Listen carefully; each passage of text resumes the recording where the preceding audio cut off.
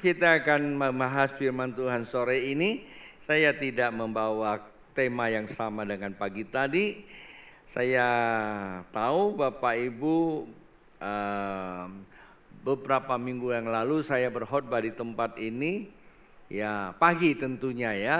Pagi saya berkhotbah tentang Tuhan mengontrol kehidupan, dan pagi tadi kita belajar bersama rumah Allah, tempat pembentukan rumah Allah ya, dwelling house of God ya. Kata house bukan home, artinya itu secara objek ya, benda. Jadi kalau home itu artinya subjek, berarti berbicara sifat ya. Sifat itu ya pengakuan kita, keimanan kita. Akan tetapi Alkitab mengacu kepada itu dwelling house ya, adalah tempat, artinya berbicara benda, itu berarti mengacu kepada manusia-manusianya. Jadi bukan gedung Bapak Ibu ya, bukan gedung, tapi bicara bendanya, bukan benda itu gedung ya. Gereja itu tidak hanya pada gedung, gedung ada itu disebabkan karena ada manusianya, tapi lebih ditujukan kepada eklesianya. Eklesia, yaitu eklesia itu adalah gereja, itu sebenarnya asal kata dari eklesia. Eklesia itu berarti ada dua akar kata ya. Eklesia itu adalah dipanggil ya, ex itu adalah keluar, artinya orang-orang yang telah keluar dari satu kebudayaan yang lama menjadi kebudayaan baru, kebudayaan kerajaan dunia yang dikendalikan oleh setan, maka menjadi kerajaan Allah yang dikendalikan oleh Tuhan. Nah, dia itulah disebut rumahnya Tuhan, dwelling house ya of God ya itu. Nah, itu menjadi tempat apa? Itu menjadi tempat pembentukan. Kita dibentuk menjadi serupa dengan Dia. Kalau di pagi tadi ya, saya ngulang sedikit, ini lanjutan ke sore. Ketika kita dibentuk menjadi serupa dengan Dia, maka kita akan memperoleh apa? Kekuatan serupa dengan Dia. Nah, topik sore ini adalah membangun kekuatan kehidupan. Kekuatan kehidupan, kehidupan yang menjadi keserupaan dengan Tuhan. Tuhan itu Allah dan Dia itu hidup. Namun kalau Allah itu menyatakan diri di dalam dunia ini, maka Dia ada di dalam kehidupan Anda dan saya. Ya, kendati pun Dia Allah, sebetulnya tidak dibatasi oleh kehidupan. Kehidupan itu terbatas. Ya, tetapi Dia datang kepada wilayah yang terbatas, seperti manusia yang terbatas. Ya, Dia bisa rasa sakit, Dia bisa rasa lapar. Bahkan Alkitab katakan Dia dapat merasakan dosa. Hanya saja Dia tidak berbuat dosa. Ya. Kendati pun pada akhirnya ya suatu saat disalib, Dia berkata kepada Bapa, mengapa engkau tinggalkan aku? Eli, Eli, sabachthani. Artinya Bapa meninggalkannya. Kenapa ya Bapa meninggalkannya? Karena kemanusiaannya murni ya, menanggung ya, atau menerima. Karena ada pergantian kan. Pergantian itu artinya menerima ya, menjadikan dirinya Anda dan saya. Jadi Yesus itu datang sebagai Anda dan saya yang berdosa, mati di atas kayu salib. Luar biasa ya kalau Bapak Ibu bisa mengerti hal ini. Ketika dia mati di atas kayu salib, maka dengan sendirinya otomatis seluruh dosa manusia itu ditanggung oleh dia. Ditanggung oleh dia. Jadi seharusnya manusia tidak lagi di bawah hukum dosa. Kendati pun kita hidup di wilayah yang tetap masih dikendalikan oleh si jahat yang cenderung menebarkan dosa. Ya, kita seharusnya hidup di bawah kontrol Allah, kontrol yang membuat kita tidak hidup, ya tidak berdosa sebetulnya.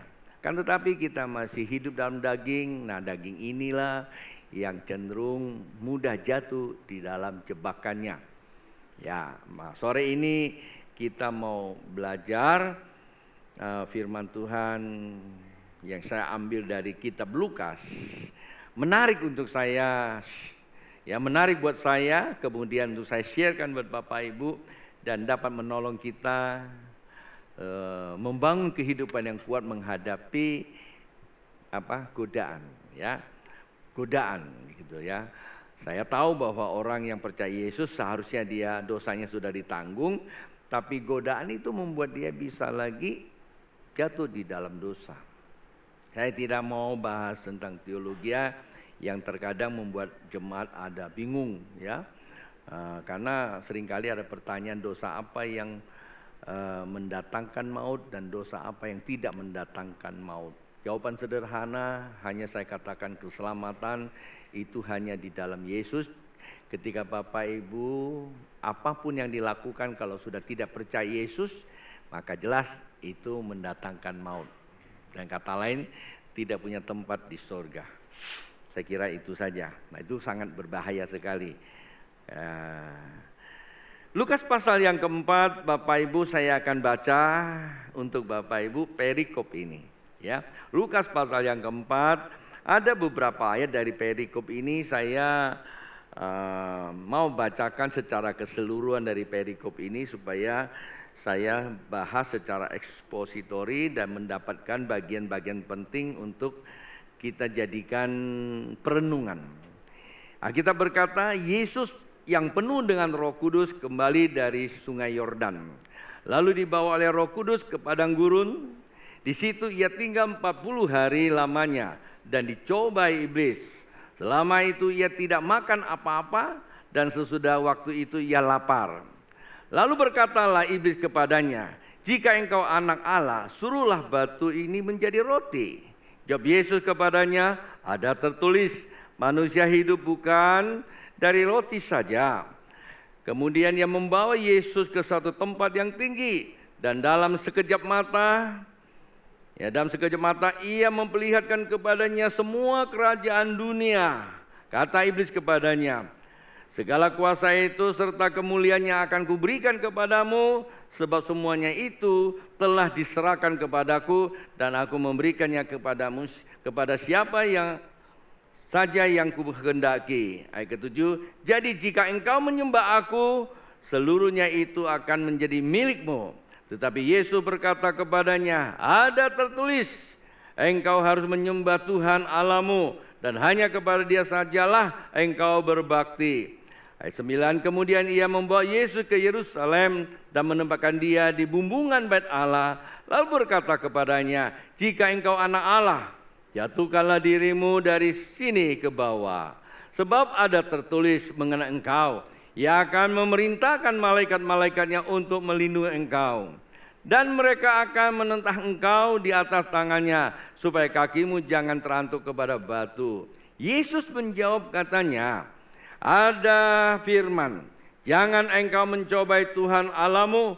Sesudah iblis mengakhiri semua pencobaan itu, ia mundur daripadanya dan menunggu waktu yang baik.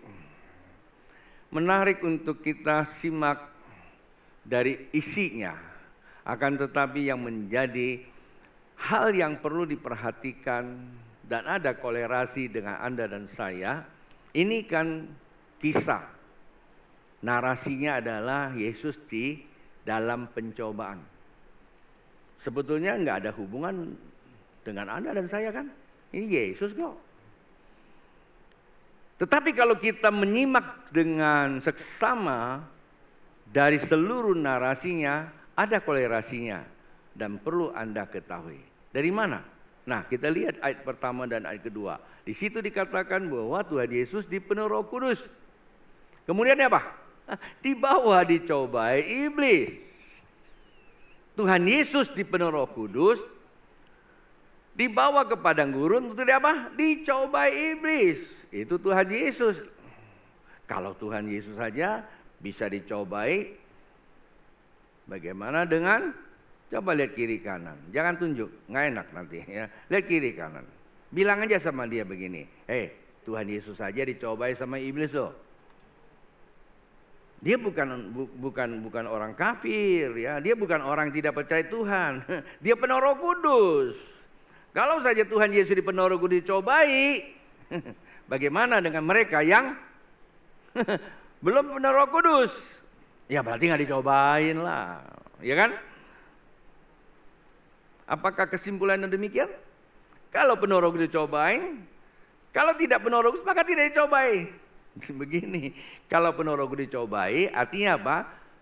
Setan ada di luar, dia akan goda kamu. Kalau nggak penuh Roh Kudus, ya nggak perlu cobain lagi. Di mana? Udah dalam kantong, udah bersama dengan orang itu. Bisa paham? Ya, dan ini terjadi pada Tuhan Yesus. Sebenarnya kalau saya katakan Tuhan Yesus saja dicobai, memang kalau kita menggunakan teori kemungkinan, ada istilah hukum kemungkinan, ya berarti ada kemungkinan yang enggak juga. Betul enggak? Ada kemungkinan yang enggak. Tapi kalau kita mengenakan dengan teori kemungkinan, kalau kemungkinan tidak, ya berarti ada kemungkinan juga iya dong. Betul enggak? Maka kalau kita menggunakan teori kemungkinan, tidak usah berdebat, nanti berantem. Artinya apa? Ini kisah Tuhan Yesus. Tapi saya mau bawa Bapak Ibu untuk memahami satu ayat, itu membuat Anda dan saya sangat amat berbahaya. Yaitu ayat yang ke-13. Di situ dikatakan, sesudah iblis mengakhiri semua pencobaan itu, ia mundur daripadanya, itu Tuhan Yesus, menunggu waktu yang baik. Pertanyaan saya, Pak Bu, iblis ini sudah hilang atau belum? Iblis ini sudah disingkirkan atau belum? Kalau Anda mengatakan sudah, karena waktu mati di atas kayu salib, iblis sudah dikalahkan. Ya betul, itu tidak salah. Seluruh kekuatan dia sudah dirontokkan.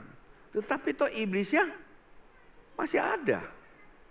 Kalau ada yang mengatakan iblis sudah tidak ada lagi. Ya mengapa ada Alkitab mengapa ada ayat berkata bahwa pada akhirnya nanti Tuhan Yesus kalau datang yang kedua kali, iblis akan diikat lalu dicampakkan ke sumur. Berarti itu barang masih ada. Itu yang pertama.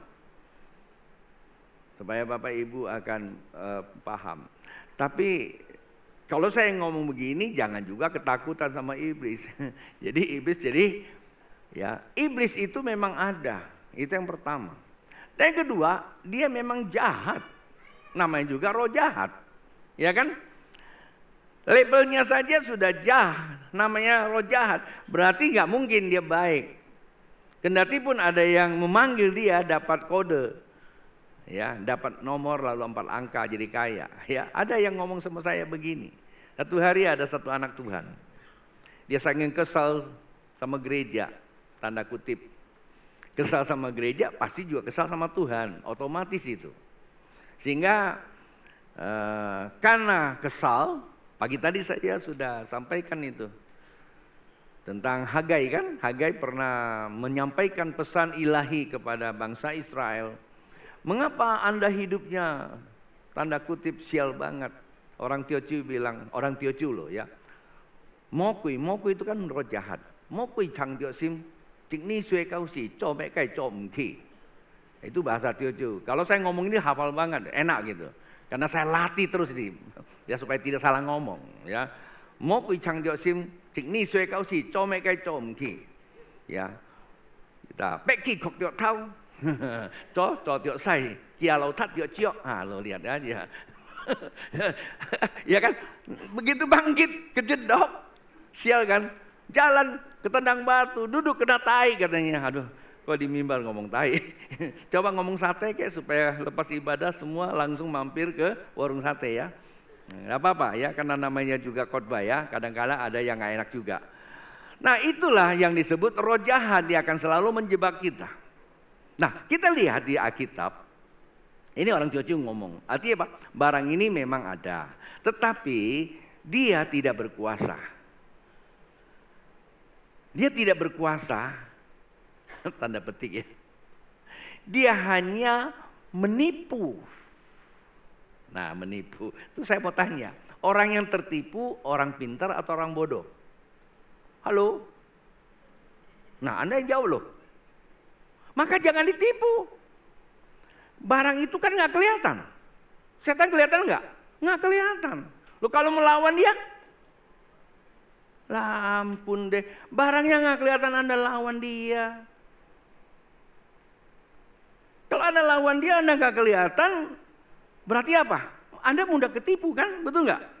Nah inilah saya lihat banyak orang Kristen tertipu. Sehingga sepertinya dia lagi berperang sama setan, tetapi sebenarnya dia sedang ditipu aja.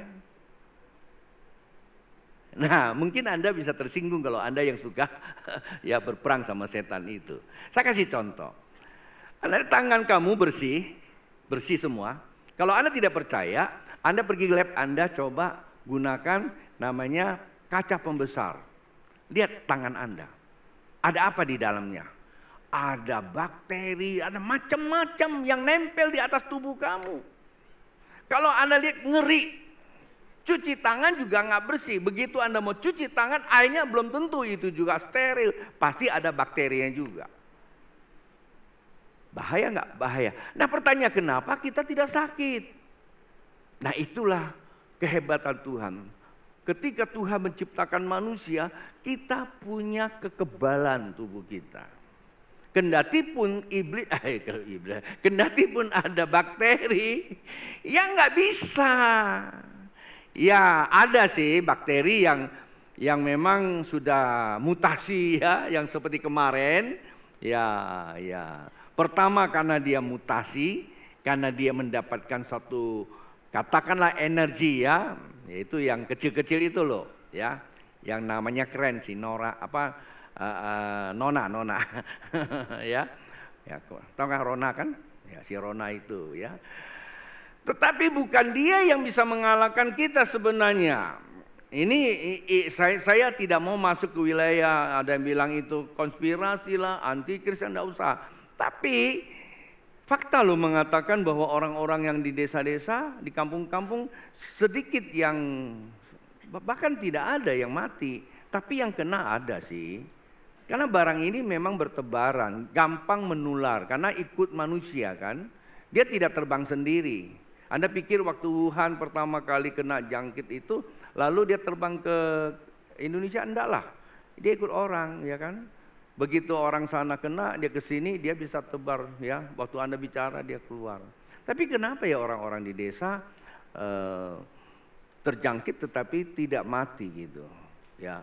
Berdasarkan satu data yang saya dapat dari teman saya yang keliling-keliling waktu lalu, dia bilang sedikit dia nggak dengar di desa ada yang mati. Justru yang banyak mati di kota. Terus pertanyaannya kenapa? Karena kita di kota akses media itu sangat cepat. Tiap hari kita nonton TV. Jadi lantaran karena media itu mulai merusak cara berpikir kita.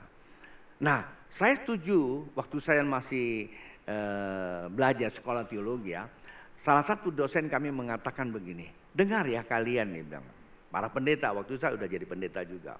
Dia bilang begini, sesungguhnya iblis itu bukan problem utama di dalam kehidupan kita. Wah kita kaget juga. Padahal kita tahu karismatik urusan pertama ya iblis kan. Bangun setan ditengking. Aku tolak setan harian. Wah, ada setan harian loh. Ya karismatik namanya juga kan. Semua setan itu ada. Tapi begitu dia mengatakan bahwa setan bukan problem utama, kita kaget juga. Ini waduh, ini teologianya agak mengsong juga. Lalu dijelaskan, sebenarnya yang jadi problem utama bukanlah iblis. yang menjadi problem utama adalah hati manusia. Jikalau kamu tidak percaya bahwa kamu anak Allah yang sudah ditebus dan itulah tempatnya buat setan masuk. Nah itu, jadi malam ini saya mau cerahkan Bapak Ibu anak-anak Tuhan di tempat ini. Jangan mudah kamu ditipu. Setan itu menggunakan promosi-promosi membuat Anda itu terjebak di dalamnya. Contoh pertama, kita lihat ya, kejatuhan Adam dan Hawa. Hawa dulu sih sebetulnya. Apakah Hawa tidak mempunyai perisai? Wah, dia bersama Tuhan loh. Ya, bersama dengan Tuhan. Bahkan pada saat itu belum ada dosa. Di Taman Eden itu steril semuanya. Kok bisa jatuh? Ya. Apakah iblis sudah menguasai tatanan kehidupan? Menguasai Hawa? Belum. Ya. Seluruh kekuasaan alam itu masih di bawah kendali siapa? Adam dan Hawa. Karena Alkitab berkata begini.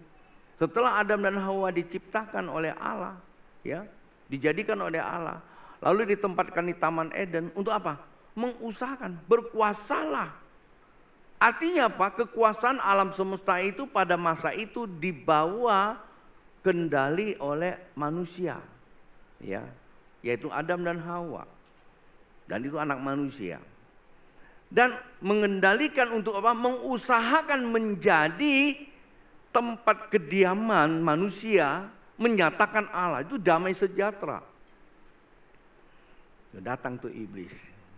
Apakah iblis langsung menyerang dia, merasuk dia gitu? Enggak juga. Pakai apa? Nah, dia mulai adakan diskusi. Ya, mulai diadakan sharing di situ. Dia ngomong-ngomong. Setan datang melalui ular. Jangan bilang ular itu setan, Pak Bu, ya. Nanti Anda kelihatan ada setan ada setan lagi. Kelihatan ular, lalu ada tengking, setan keluar. Ya, nanti sih kalau ular benaran gimana itu, ya. Dalam Alkitab itu tipologi, ya, perumpamaan atau katakanlah itu metafora aja. Dia bahwa setan ular itu disebut bahwa binatang yang cerdik. Nah, binatang inilah dipakai sama setan. Memang sih ada yang coba menafsirkan orang yang cerdik, ya. Pintar dan cerdik itu beda loh ya. Tahu cerdik ya? Pintar, cerdas itu beda dengan cerdik. Cerdik itu orang yang ego, orang yang selalu mementingkan diri sendiri, mau menang sendiri. Ya, kendati pun itu benar, tapi nggak perlu. Ya, mungkin kita pintar sih. Mungkin kita lebih hebat sih, tapi nggak perlulah kita menonjolkan kepintaran lalu kita mempersalahkan orang lain, menjatuhkan orang lain. Nah, orang yang suka begitu dalam pengertian kami, ya, belajar itu disebut orang yang ego, mau memperlihatkan. Nah, orang seperti itu mudah apa? Mudah dipengaruhi sama setan. Nah, ular disimbolkan binatang yang cerdik, maka dipakai setan. Untuk apa? Untuk menjebak Hawa. Nah, Hawa ini juga punya ego lagi ya masalahnya. Hawa, semua pohon yang ada di taman ini jangan kamu makan. Kecuali yang di tengah taman itu. Dan Hawa kan tahu. Ya. Karena dia ngerti, pasti dia dapat arahan yang baik dari suaminya. Oh salah, ular dia bilang. Yang semua di luar boleh saya makan, kecuali yang di tengah. Nah, setan tahu. Nah, maka itu saya belajar. Kami sekolah itu belajar. Kalau saya berbicara sama orang siapapun dia, orang pintar atau orang yang biasa-biasa, ketika bahasanya sudah irasional, sudah tidak terkontrol, saya diam. Percuma, pasti beribut. Kalau dulu saya nggak bisa, saya mesti fight. Sekarang percuma. Orang sudah irasional, Anda mematahkan persepsinya dia, nanti berantem dia. Nah, rupanya Hawa ini udah tahu itu setan gitu, tapi dia melawan. Akhirnya kalah benar. Dia bilang bukan. Ya ular, yang benar tuh begini, dibalikinlah sama setan itu, bukan begitu dia bilang. Nah, Di saat itulah dia tidak lagi masuk kepada dimensi kebenaran, tetapi dia masuk ke dimensi ego. Sebetulnya Tuhan itu cuma takut, ya. Tuhan tidak mau kamu seperti dia. Wih, di situ buat dia, ya kalau begini boleh juga. Nah, Alkitab katakan begitu dia mendengar, ya, mendengar ocehan, mendengar narasinya dari si setan itu, Alkitab katakan apa? Menarik hati. Nah, itu dia. Kalau di sini kita lihat tadi saya sampaikan, berarti benar kata guru saya. Yang jadi problem itu bukan setannya kan? Betul nggak? Nggak, karena setan sudah dikalahkan kok.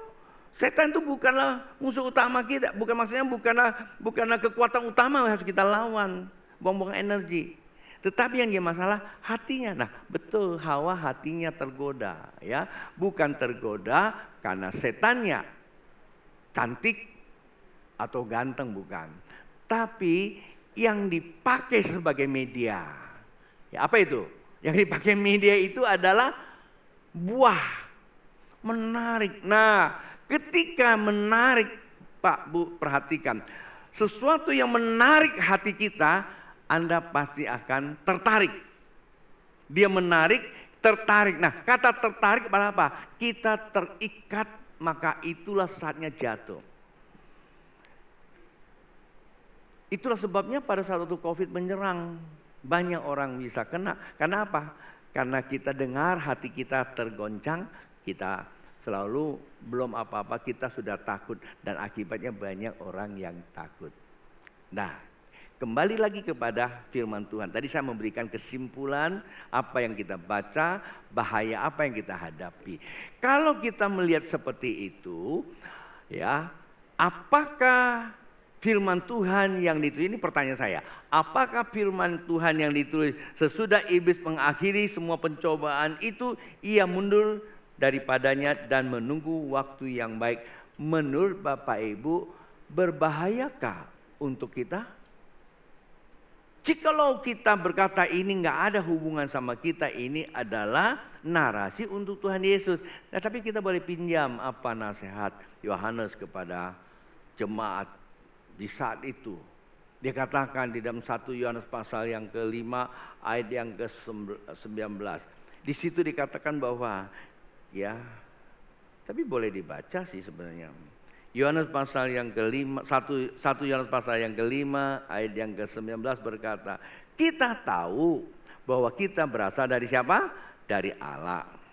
Dan seluruh dunia berada di bawah kuasa si jahat. Loh, kok bisa begitu? Bukankah tadi pembacaan kita baca itu dikatakan, ya begini. Alkitab mengatakan ini dari kitab Lukas, ya, ayat 8. Tetapi Yesus berkata kepada ayat ke-7 aja.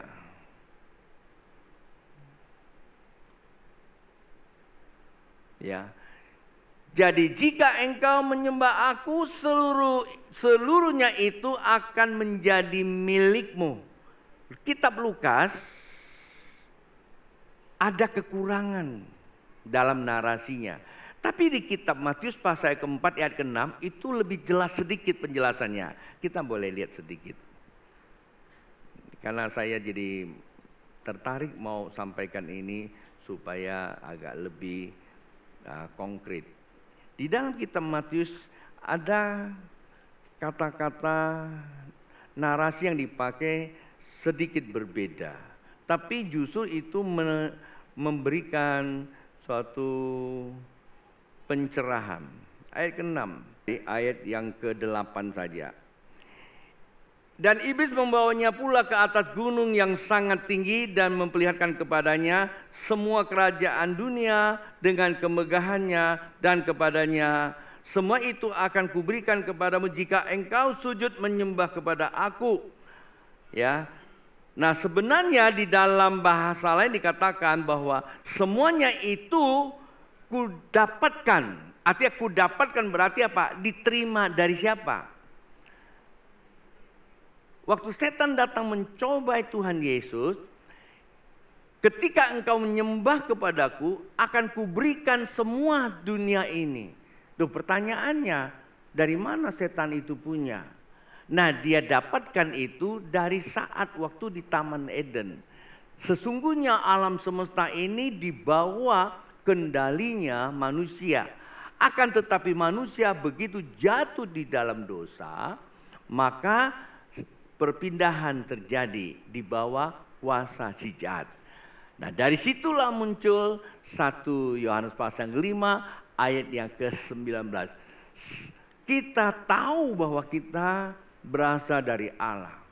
Seharusnya seluruh alam semesta, karena kita berasal dari Allah, di bawah kuasa anak manusia, yaitu Anda dan saya.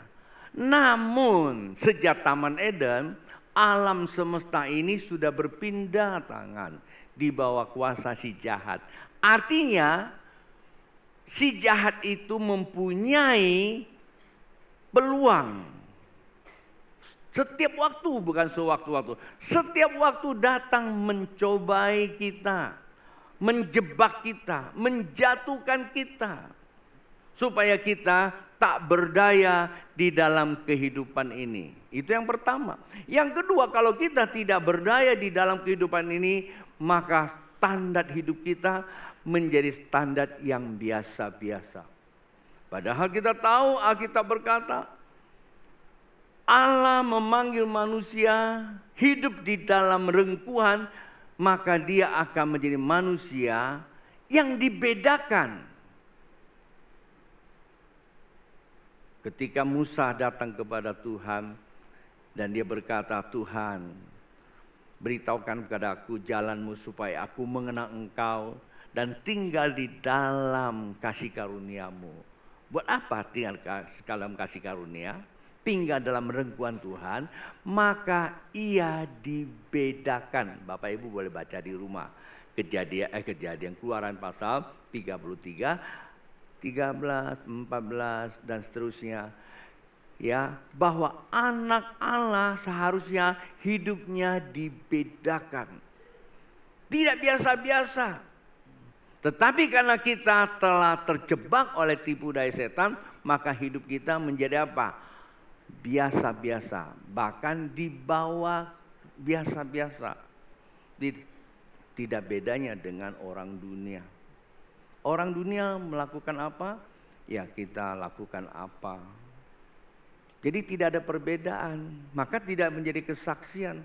Padahal kekristenan itu sesungguhnya adalah, ya kekristenan sesungguhnya adalah, kalau saya menggunakan kata makhluk mungkin agak kurang baik. Karena Alkitab katakan kekristenan itu adalah umat pilihan Allah, bangsa yang kudus, umat kepunyaan Tuhan yang keluar dari gelap hidup dalam terang, ya terang Allah. Itu menjadi kesaksian dimanapun kita berada. Pertanyaannya, mengapa kita tidak bisa menjadi kesaksian? Nah, karena kita mudah dijebak. Untuk itulah kita perlu membangun kehidupan yang kuat supaya tidak masuk dalam jebakan. Nah, saya tutup dengan keywordnya, ya, kata kuncinya. Ada 3 hal yang menjadikan Yesus kuat dan itu buat Anda dan saya. Yang pertama, setan datang mencobai Tuhan, menyembah aku, akan kuberikan seluruh dunia ini. Kata Tuhan, sembahlah kepada Allah. Jadi kalau Anda dan saya mau kuat, setan tahu penyembahan itu merupakan kemutlakan sebagai manusia. Itu yang pertama. Dan apa artinya? Penyembahan itulah menentukan hidupmu. Apa yang kau sembah itulah yang menentukan hidupmu. Anda paham? Bahaya enggak? Jikalau penyembahan kita salah, maka hidup kita bermasalah. Bapak Ibu, kalau hidup kita terlalu banyak masalah dalam hidup ini, jangan terlalu cepat menuduh sana dan di sini. Pertanyaan kembali, yang kamu sembah benar nggak sih? Oh, saya ke gereja kok. Karena kita katakan waktu Tuhan waktu firman Tuhan mengatakan kepada jemaat Tuhan, kamu nggak berdoa, ya, Kalau toh kamu berdoa, kamu hanya memuaskan dirimu sendiri. Dan itu kesalahan. Terkadang kita menyembah Tuhan, bukan kita menyembah, kita sedang action saja. Sedang menampilkan kebagusan kita. Oh, melihat siapa aku, bagaimana aku menyembah Tuhan. Dan itu tidak ada arti apapun. Pak Bu, penyembahan Tuhan itu adalah sebuah koneksitas kepada Sang Ilahi. Anda datang ke tempat ini menyembah Tuhan, saya mau katakan, ya, pada saat hati kita menyembah Dia, kita memuji Dia, maka sekali waktu saya suka izinkan anak-anak, ayo menyembah dan memuji. Saya tahulah, menyembah itu nggak enak karena kita menyembah dalam hanya iman saja. Oh, memuji lompat-lompat, kadang-kadang kita risih, ya, Bapak Ibu, rugi benar. Karena penyembahan itulah membuat kita terkonek dengan Sang Ilahi. Kita mengalami energi untuk menguatkan seluruh keberadaan kita. Nah, disitulah letaknya penyembahan itu penting.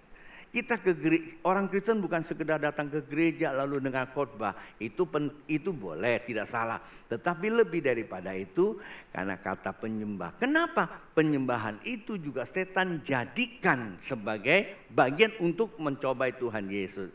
Nah, Tuhan Yesus menjawab kepada setan itu, sebenarnya itu membuka rahasia buat Anda dan saya.